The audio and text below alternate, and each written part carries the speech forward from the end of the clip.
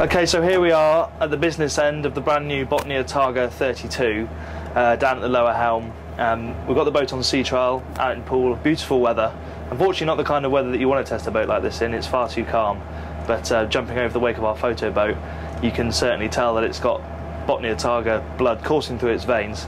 This boat is fitted with twin Volvo Penta D4 260s, but the most exciting thing about this boat is that it's going to be available with either a single Volvo Penta 400 or twin Volvo Penta 400s, which is likely to be the fastest Targa that they've ever built. Anyway, back to this one. Let's get it up to speed. It's no slouch in itself, and let's see what it can do. When you're taking the boat up to speed, what you really notice is A, how quiet it is, and B, how smooth. Now, we talk about these being the smallest engine options, but it doesn't mean they're not gutsy enough. The transition between about 12 and 18 knots, it feels like nothing. And we say this a lot, but there really is no perceivable hump as you get onto the plane. She just trims nice and flat the whole way up, and now we're at 20 knots. Very comfortable. Exactly what you'd expect from a Botnia Targa. Of course, it's very calm, but it's an incredibly solid hull. And the other thing is the handling. The DPH legs are really, really grippy. Obviously, you've got Duraprops on each leg, and I probably can't do the full turn at speed because otherwise Lester would fall over and smash his camera to pieces. But just let it be known that there's a lot of G-force going on. It really digs in hard. It feels like it's on rails. It doesn't slide out at all at the stern. And earlier on we were doing full speed flat out turns, and it's the same effect whether you're doing 25 or 30 or whatever. The boat just sticks in the water, doesn't come up with any nasty surprises, it just powers through and goes off. It really is very impressive. I just wish we could get it out in a really big sea. I really like the lower helm position down here. There's nothing better for me than a helm where you can sit like this with your back up straight and the wheel and the throttle both fall into your hands easily. That's possible on here because this excellent sprung cab seat slides backwards and forwards. And then there's the regular Botnia Targa favourite of this switchable helm position, so you can drive it like a sports car or like a bus. And then the standing position is equally as good. So now we're back inside the marina. It's the perfect chance to have a look at some of the practical detailing that makes the Targa 32 so good.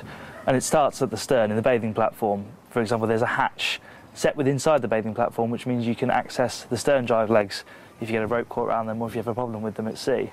Equally, there's 3 different ways to get on board into the cockpit: through the double opening transom gate at the stern, and then there's also boarding gates either side as well for when you're moored. This is one of my favourite parts of the boat, the part just adjacent to the helm, for many reasons really, but it's, again, the little details that make all the difference.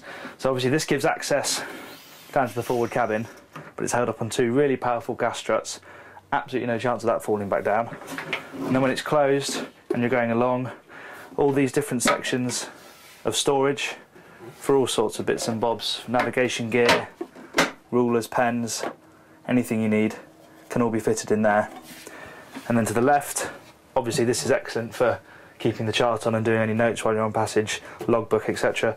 But then underneath that, you've got the sink and twin burner hob. Now it may look a little bit dark and dingy down here, but it's actually a huge improvement on the boats that it replaces. For a start, you've got standing headroom, so you can get changed down here quite comfortably. The berths, although they're a little bit narrow, they're plenty long enough, they're very comfortable. And in terms of storage, there's 2 big bins either side here. There's no hanging storage in here apart from hooks, but for folding clothes, shoes, etc., then the big storage bins either side are absolutely fine. So here we are in the aft cabin, and it's a really good part of the boat and a big improvement in terms of accommodation comfort on a boat of this style. As you can see, I'm sitting on the double berth here. It's nice and wide, very comfortable, but some may not like how close to the saloon floor comes to your head when you're sleeping, but that's just what you get on a boat of this style. As you just saw, there is a single berth behind the ladder here. It's not going to be everybody's first choice, but it's great to have an extra berth and really good for kids. Elsewhere, there's not a huge amount of storage, but it's nice to see that Botnia have gone to the lengths of just putting in a few hooks as you come on down the ladder so that you can put up foulies and they've got somewhere to dry off without being stuffed into a locker. And then you have got a large cupboard opposite the bed, and then 2 small drawers for other bits and bobs. And then there's this bathroom, which is a really good addition to this part of the accommodation as well. The most important thing to notice about this area is that there's actually full standing headroom in there and loads of light, because Botnia have fitted a porthole in there as well. Elsewhere you've got a pull-out shower head, proper sea toilet, and 3 separate bits of storage, as well as more hooks for hanging fowlies.